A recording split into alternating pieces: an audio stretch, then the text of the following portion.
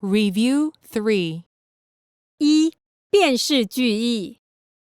1. Those girls are cheering for their friends. Those girls are cheering for their friends.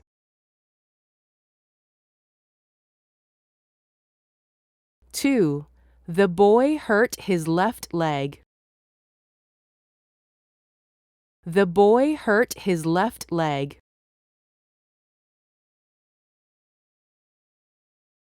3. Our school team has to train twice a day.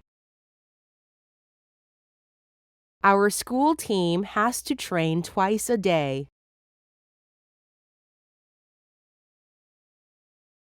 4. Bob goes swimming every Saturday. Bob goes swimming every Saturday.